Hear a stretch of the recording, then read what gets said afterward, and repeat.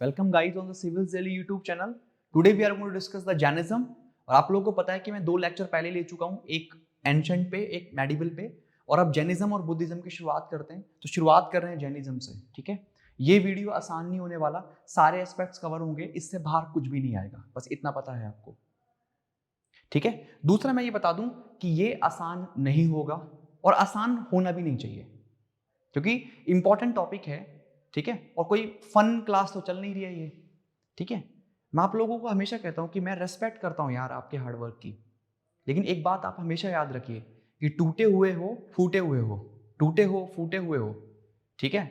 सब कुछ बिखरा हुआ है यार, वो इसीलिए हो रहा है ना क्योंकि सही रास्ते पे हो तुम। बुराई क्या है इसमें? सक्सेस का रास्ता बहुत नैरो है दोस्तों, और उस नैरो रास्ते में कठिनाइयां तो आनी ही है। तो कभी भी आसान रास्ते की तरफ देखो ही मत। मुश्किल रास्ता लग रहा है, इसका मतलब सही रास्ते की तरफ हो, ठीक है। हर्ट हो, ब्रोकन हो, बट सोके, क्योंकि सही रास्ते पे होना यार, और एक न एक दिन तो जीत ही जाएंगे।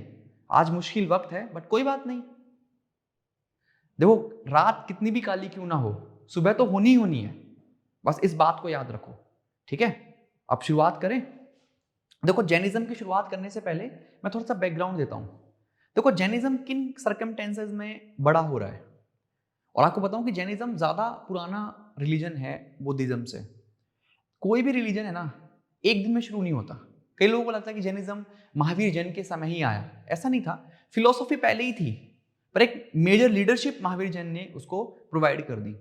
थॉट प्रोसेस पहले ही था, लेकिन महावीर जैन उस थॉट प्रोसेस को नेक्स्ट लेवल ले गए, ठीक है, और लोगों को कन्विंस करवा पाए उस फिलोसॉफी में। देखो, लेटर वैदिक स्टेज में क्या हो रहा है? लेटर वैदिक स्टेज में सबसे बड़ी प्रॉब्लम है ब्राह्मणिकल रिचुअल्स, ठीक है, ब्राह्मण्स सुप्रीमेसी, ठीक है। जो हाल शूद्रों का था बहुत खराब था, इवन की वैश्यों का भी हाल बहुत खराब था। वर्ण सिस्टम बहुत रिजिड हो चुका है, एनिमल सैक्रिफाइस हो रहे हैं, इकोनॉमी भी कहीं ना कहीं क्रम्बल कर रही है, ठीक है। और जो क्षत्रिय हैं उनको भी उनकी पोजीशन नहीं मिल रही है। तो सिर्फ एक ही कास्ट है जो रूल कर रही है सोसाइटी के ऊपर अपने तरीके से, अपने फायदे के लिए। अब एनिमल सैक्रिफाइस हो रहा है तो उससे एग्रीकल्चर कॉम्प्रोमाइज हो रही है, ठीक है। और जो वैश्य हैं वो भी हर्टेड फील कर रहे हैं कि यार हम इतना कंट्रीब्यूट करते हैं सोसाइटी में economically, but we don't have respect. वैश्य और शूद्र की कंडीशन बराबर कर दी है, ठीक है। और जो टैक्सेस हैं वो कंपलसरी कर दिए हैं, ठीक है। शूद्राओं के साथ बहुत बुरा हो रहा है, उनकी तो यही कंडीशन हो गई कि वो सिर्फ सर्विस में होंगे अपर वर्णास की। फीमेल की कंडीशन बिल्कुल एक्सट्रीमली खराब है। तो बेसिक ह्यूमन एस्पेक्ट ही खराब हो चुका है। तो सोसाइटी भी सफर कर रही है, इकोनॉमी भी सफर कर रही है, और पॉलिटिकल क्लास भी सफर कर रही है। कोई खुश नहीं है उस समय के सिस्टम से, सबको कोई ना कोई अल्टरनेटिव चाहिए। तो जैनिज्म बुद्धिज्म इमर्ज हुए अल्टरनेटिव की तरह। ये एंशिएंट टाइम का सोशल रिलीजियस रिफॉर्म मूवमेंट है, ठीक है। तो बैकग्राउंड क्लियर है ना सबको? चलो अब फैक्ट्स पे थोड़ा आते हैं। फैक्ट के बीच बीच में फिलोसॉफी जरूर डिस्कस करूंगा, जो कि बहुत ज्यादा इंपॉर्टेंट है, ठीक है। देखो, सबसे पहले आपको इंपॉर्टेंट तीर्थंकर देख लो, एग्जाम में नहीं आएगा। Last one Mahavira, first one Rishabhdev, बाकी 2 भी आप देख सकते हो, कोई ऐसा सच इशू है नहीं, ठीक है। और पार्श्वनाथ थे वो 23rd थे। अब बात करते हैं कि जैनिज्म की कोर फिलोसॉफी क्या है, जैनिज्म किस तरीके से चीजों को देखता है। इन चीजों के बारे में बात करेंगे। जब आप इनके सेक्ट की तरफ जाओगे तब आपको समझ में आएगा कि जैनिज्म किस चीजों को देखता है, ठीक है। धीरे धीरे आपको समझ में आएगा वास्तव में जैनिज्म है क्या, ठीक है। तो जैनिज्म बेसिकली जो पुराने सिस्टम से बिल्कुल भी रिवोल्यूशनरी नहीं दिखता है। एक चीज तो याद रखो, क्योंकि जैनिज्म कहीं ना कहीं गॉड की एग्जिस्टेंस को भी मानता है। जैनिज्म कहीं ना कहीं वर्ण सिस्टम को भी मानता है। डिड नॉट कंडेम, वर्ण सिस्टम को भी मानता है, लेकिन वो वर्ण सिस्टम के एविल को एक्सेप्ट नहीं करता है। तो कहीं ना कहीं वर्ण सिस्टम में रिफॉर्म की तरह दिखता है ये। उसके बाद में Jainism transmigration of the soul को भी मानता है, यानी आत्मा को भी मानता है ये, कि हम मरते हैं, आत्मा फिर दूसरे शरीर में जाती है, वो सारी थ्योरी को मानता है। क्योंकि transmigration of the soul होती है तभी रीबर्थ की बात होती है। अगर ट्रांस माइग्रेशन ऑफ सोल नहीं है तो रीबर्थ की बात नहीं होगी। इसलिए कहते हैं कि तीर्थंकार के बाद तीर्थंकार आए, 24 तीर्थंकार आए, क्योंकि रीबर्थ होता रहा। जो जैनिज्म के जो इंपॉर्टेंट लीडर्स थे वो आते रहे बार बार। तो रीबर्थ में बिलीव करता है, ये ट्रांसमाइग्रेशन ऑफ द सोल की भी बात करता है, वर्ण सिस्टम को भी कंडम नहीं करता, बल्कि उनके एविल को दूर करने की बात करता है, और एग्जिस्टेंस ऑफ गॉड की भी बात करता है। हाँ, ये जरूर है कि वो जो गॉड है उसको जैना से नीचे रखता है, ठीक है, जो जैन तीर्थंकार है उनसे नीचे रखता है। तो कहीं ना कहीं थोड़ा सा ये जो ब्राह्मणिकल सिस्टम है या जो वैदिक सिस्टम है उसी से ही आया है, या उसी में ही एक रिफॉर्म की तरह है, ठीक है। बाकी इसमें जो इंपॉर्टेंट कुछ कीवर्ड्स हैं मैं बताऊंगा, ये पूछ सकता है आपसे कि जो इसकी फिलोसॉफी है वो अनिक्तवाद की फिलोसॉफी क्या है, शादवाद की फिलोसॉफी क्या है, वो भी मैं बताऊंगा, ठीक है। पहले आप एक बार देख लीजिए कि जैनिज्म की इंपॉर्टेंट बातें क्या होती हैं, इंपॉर्टेंट टीचिंग्स क्या है, क्योंकि ये एक तरह कैसा सोशल रिलीजियस रिफॉर्म मूवमेंट है। तो ये कहता था, जो पार्श्वनाथ थे, पार्श्वनाथ ने जो हमारे 23rd जो जैन तीर्थंकार थे, उन्होंने 4 बातें बोली कि अगर आपको ये 4 बातें फॉलो करनी है तो आप जैन कंसिडर होगे। वो क्या क्या है कि चोरी मत करो, ठीक है, चोरी मत करो, डू नॉट स्टील, हमेशा मना करते हैं कि आप चोरी ना करें। उसके बाद में किसी की प्रॉपर्टी एक्वायर ना करें, उसके बाद में कभी झूठ ना बोले और कभी भी वायलेंस का साथ ना दे, ठीक है। तो ये पीस को एस्टैब्लिश करता है, पीस को एस्टैब्लिश करता है, ये एक जस्ट सोसाइटी को बनाता है, ठीक है। बाद में महावीरा जो कि 24 तीर्थंकार थे, उन्होंने इसमें एक और जोड़ दिया और वो था ब्रह्मचर्य, ब्रह्मचर्य। तो अभी 5 वोज हैं इसमें, दैट इज इंपॉर्टेंट। साथ में इन्होंने कहा कि 3 बातें याद रखनी है, right faith, right knowledge, right action. What do you mean by the right faith? Having faith in Tirthankaras. What is the right knowledge? Having the knowledge of the Jain creed. Right action. Practice the 5 vows of the Jainism. तो ये 3 बातें बोली उन्होंने कि भैया तीर्थंकारों में faith रखो, जैन की जो डॉक्ट्राइन है उसको जानो, और उसके बाद में जो उसके 5 वोज हैं उनको प्रैक्टिस करो। ये 3 बातें बोली उन्होंने। तो जैनिज्म क्या है? जैनिज्म एक वे ऑफ लाइफ है जो इन 5 वोज और इन 3 ज्वेल्स इनके साथ में चलता है। अभी समझ में आ गया आप लोगों को कि व्हाट एग्जैक्टली जैनिज्म इज। उसके बाद में कुछ इंपॉर्टेंट फिलोसॉफी है, जैनिज्म का ही एक फॉर्म है, वो है अनिक्तवाद और शादवाद। अनिक्तवाद क्या कहता है कि जो अल्टीमेट ट्रूथ है ना उसके मल्टी एस्पेक्ट्स हैं, उसी कोई एक थ्योरी नहीं है। एक्चुअली ये बात प्लुरलिटी को बोलती है कि यानी जो सच है, सच के बहुत सारे पक्ष हो सकते हैं, बहुत सारे पहलू हो सकते हैं, ये तो देखने वाले की नजर पे डिपेंड होगा। अनिक्तवाद ये कहता है कि मान लेते हैं कि आप जिस चीज को देखते हो आपके लिए वही सच है, और जिस चीज को नहीं देखते हो वो आपके लिए झूठ है, और कोई दूसरा आदमी किसी और चीज को देख रहा है तो उसके लिए वो सच है। तो अल्टीमेट जो ट्रूथ है वो कॉम्प्लेक्स है और मल्टी एस्पेक्ट है। कहीं ना कहीं ये आज के जो प्लुरल सोसाइटी है, डाइवर्स सोसाइटी है, उसमें बहुत फिट बैठता है, ठीक है। जैसे हम कहें कि बहुत सारे धर्म हैं, सारे धर्मों का जो लास्ट क्या है? Peace, love, togetherness, brotherhood. लेकिन रास्ता अलग अलग है, प्रैक्टिसेस अलग अलग हैं, बिलीफ अलग अलग है, लेकिन एंड तो सेम है ना। तो वो क्या है? अनिक्तवाद का कॉन्सेप्ट है वो, मल्टी एस्पेक्ट। जो रियलिटी है, अल्टीमेट रियलिटी क्या है? God away from the materialism, but that is different from different person, multi aspect है वो। शादवाद कहता है कि कुछ भी एब्सोल्यूट नहीं है दुनिया में। शादवाद क्या कहता है? ये कुछ भी एब्सोल्यूट नहीं है दुनिया में, ये कंडीशनल होता है। कुछ भी होता है वो हमेशा सर्कमस्टेंसेस के साथ क्लोज होके होता है।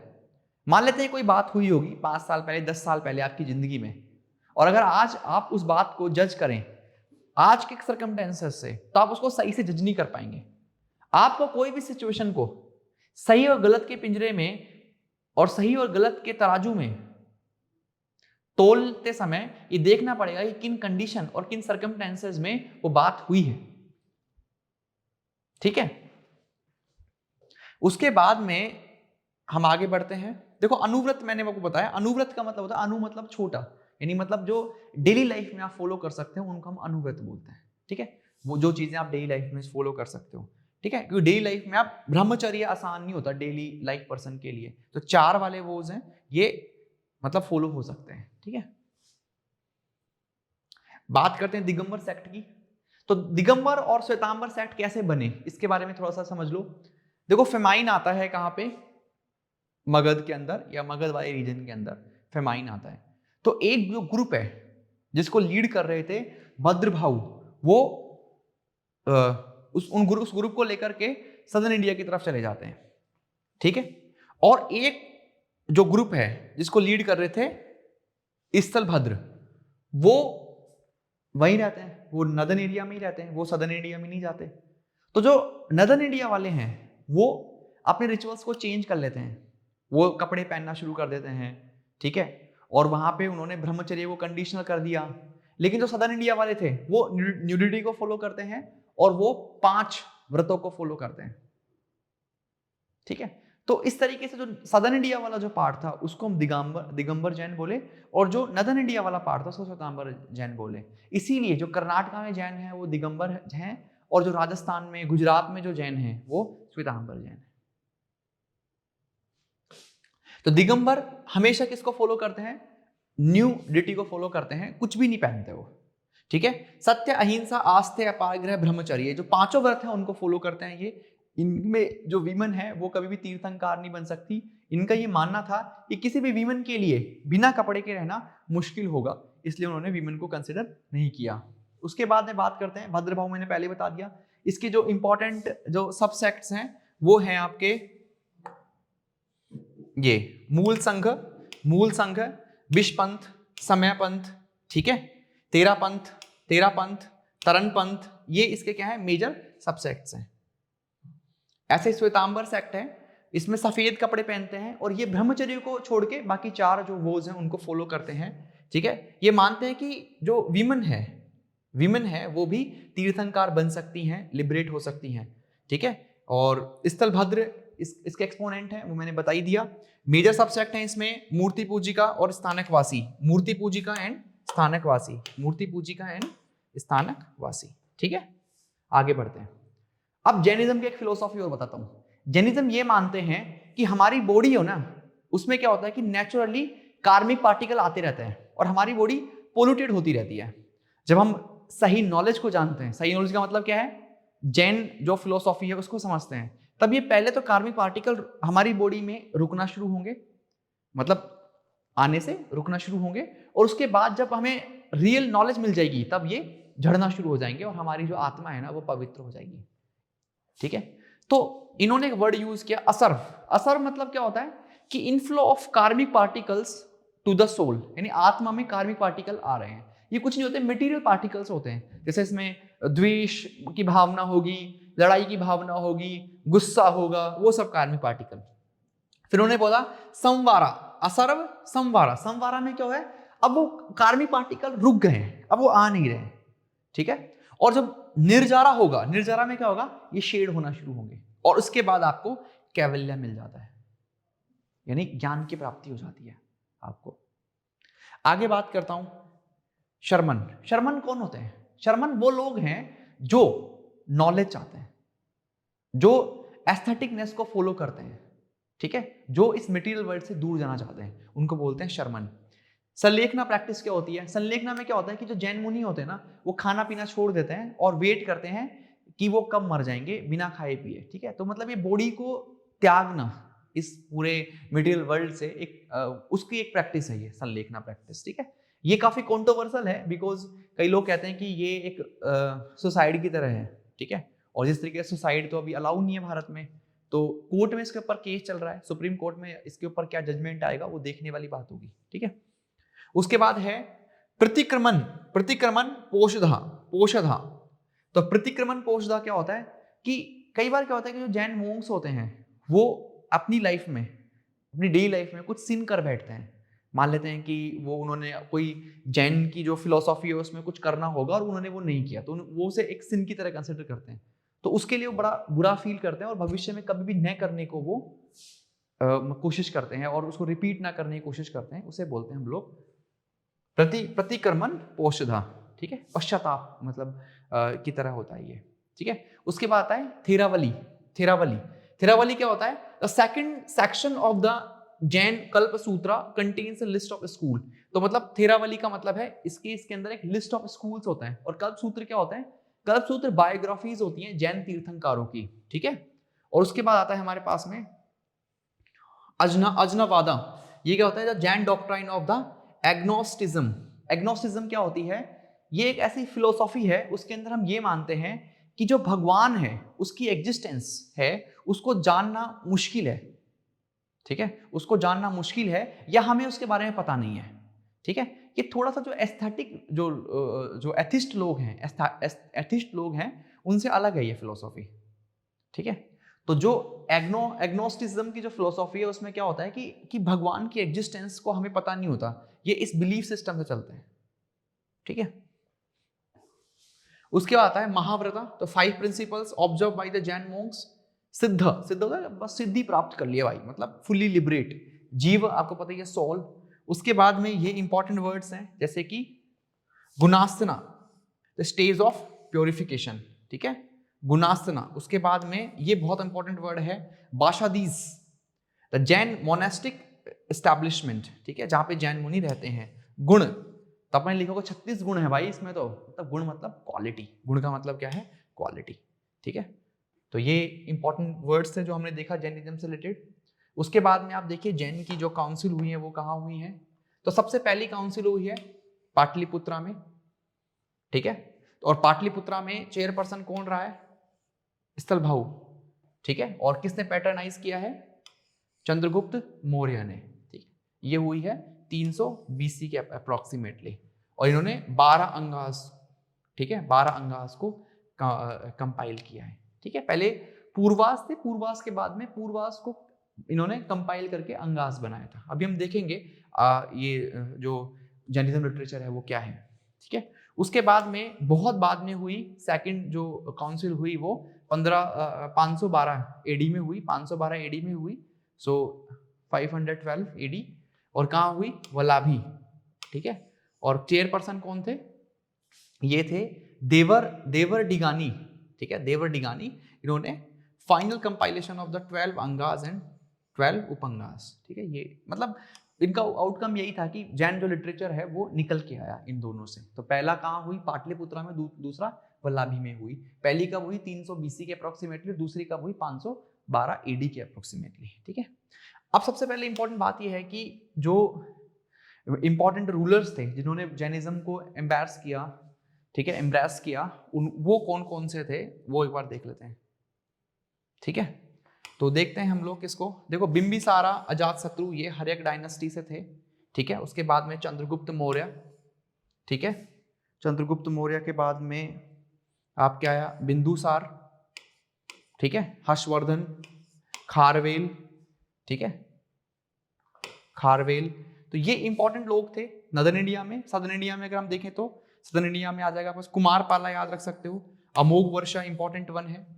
तो साउथ इंडिया में अमोघ वर्षा राष्ट्रकूट से था, कुमारपाला चालुक्य से था। तो ये दो को तो आप याद ही रख सकते हो। नदर्न इंडिया में चंद्रगुप्त मौर्य बहुत ज्यादा इंपॉर्टेंट है, चंद्रगुप्त मौर्य बहुत ही ज्यादा इंपॉर्टेंट है। खारवेल बहुत इंपॉर्टेंट है। तो इन्होंने जैनिज्म को कहीं ना कहीं पैट्रोनाइज किया है, ठीक है। तो ये वो राजा थे जिन्होंने जैनिज्म को पैट्रोनाइज किया। उसके बाद में लिटरेचर की बात करेंगे, जैनिज्म के लिटरेचर की बात करेंगे। जैन आगम्स। तो जैन आगम्स क्या है? कंटेन्स द जैन तीर्थंकारास बायोग्राफी, उन देयर टीचिंग्स, ठीक है। और कौन सी भाषा में थे ये? प्राकृत लैंग्वेज में थे, ठीक है। नॉन आगम्स, ठीक है।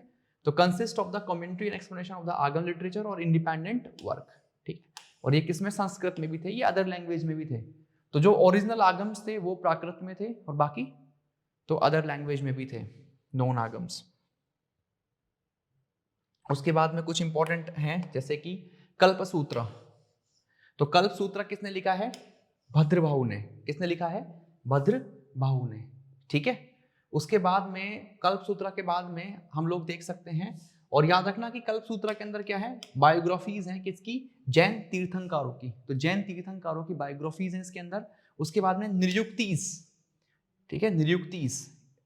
तो निरुक्तीस भी किसने लिखी है? भद्रबाहु ने लिखी है।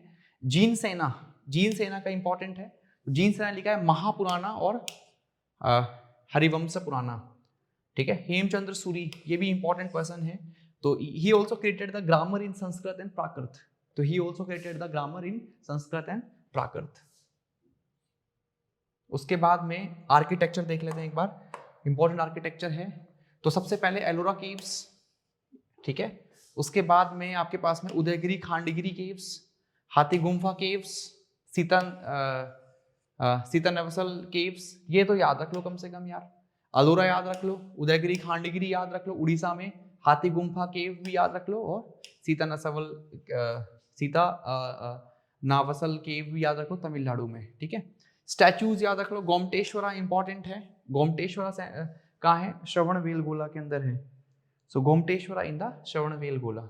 ठीक है, और ये हो जाएगा। मंदिर देखें तो हम लोग Dilwara temple mount Abu, Girnar temple Gujarat में है। ठीक है, मुक्तागिरी टेम्पल है वो महाराष्ट्र में है। तो ये सारे जैन टेम्पल्स हैं। उसके बाद में Jainism recognize the existence of the, अब ये बुद्धिज्म से कैसे डिफरेंट है इसको देख लेते हैं कि बुद्धिज्म से कैसे डिफरेंट है। तो Jainism recognize the existence of God while Buddhism did not. Jainism does not condemn the varna system while Buddhism does। मैंने बताया था ना शुरुआत में कि वो जो मैंने बताया था कि इंपॉर्टेंट बातें थी जैनिज्म की, वो बुद्धिज्म से मैच नहीं कर रही थी। ठीक है, Jainism believe in the transmigration of the soul where the Buddhism does not. ठीक है, Buddhism believe the transmigration of the knowledge. ठीक है, और Buddhism prescribe the middle path where Jainism follow the extreme path. Extreme, Jainism extreme था और Buddhism कहीं ना कहीं मिडिल पाथ था। तो ये डिफरेंस था जैनिज्म और बुद्धिज्म में। ठीक है, कुछ साइंस हैं जो very famous in the Jainism. कुछ साइंस हैं जो बहुत फेमस हैं जैनिज्म में, वो देख लीजिए। जैसे कि स्वास्तिका। स्वास्तिका किसको बताता है? पीस और वेलबींग को। इंपॉर्टेंट है, पीस और वेलबींग को बताता है स्वास्तिका। बाकी मैंने कई डाले हैं, लेकिन यार इसमें ना सारों को डिस्कस करना मुश्किल है, और मैं मानता भी नहीं कि वो इतना इंपॉर्टेंट है। बस स्वास्तिका याद रख लो। उसके बाद में एक ये वर्ड याद रख लो, मानस्तंभा। मानस्तंभा, ये स्तंभा वर्ड से याद रख लो कि कहीं ना कहीं जैन आर्किटेक्चर से लिंक्ड है ये। ठीक है, स्तंभा। तो it's found the front side of the temple having religious importance with ornamental pillar structure carrying the image of the Tirthankara. ठीक है, उसके बाद में ये थोड़ा सा महावीर जैन की हिस्ट्री है कि महावीर जैन का बर्थ कहाँ हुआ। तो ये महावीर जैन बिलोंग करते थे, घनात्री का क्लान से बिलोंग करते थे। ठीक है, बुद्धा एंड महावीरा दोनों कंटेम्पररी थे। इनके फादर का नाम सिद्धार्थ था और मदर त्रिशला थी। ठीक है, इनकी वाइफ यशोदा थी। ठीक है, और इनकी डॉटर थी अनुजा और प्रियदर्शना। ठीक है, इनके टीचर कौन रहे हैं? अलारा कामा एंड रामपुत्रा, इनके इंपॉर्टेंट टीचर्स रहे हैं। ठीक है, इसके बाद में इंपॉर्टेंट बातें याद रख लो कि देखो महावीर जैन का सिंबल लायन था। ये चीज याद रख सकते हो, महावीर जैन का सिंबल लायन था। ऋषभनाथ का सिंबल क्या था? बुल। ये दो तो याद रख लो यार कम से कम, लायन और बुल। इनका जो फर्स्ट सरमन था वो कहाँ हुआ है? On the Vipula peak of Rajgir. इनका भी सरमन कहाँ ही हुआ है? राजगीर में ही हुआ है। इनकी जो फर्स्ट डिसाइपल थी वो कौन थी? इंद्रभूति गौतमा। इंद्रभूति गौतमा, ये इंपॉर्टेंट है। इंद्रभूति गौतमा, इनकी डेथ हुई कहाँ हुई? पावापुरी में हुई इनकी डेथ। तो इतना आपको पता होना चाहिए।